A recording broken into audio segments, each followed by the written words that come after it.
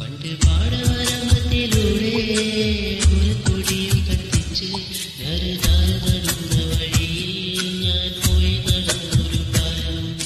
ഭിത്തിയിലെ കയ്യിൽ പിടിച്ച് വാർമുടിയൊക്കെ വിരിച്ച് നല്ല ചേരുള്ള കല്ലും വെച്ച് നിൽക്കുന്നു നീലി പെണ്ണ്. അന്ന് പ്രേതമാണോ എന്ന് പേടിച്ച് ഞാൻ തെങ്ങിന്റെ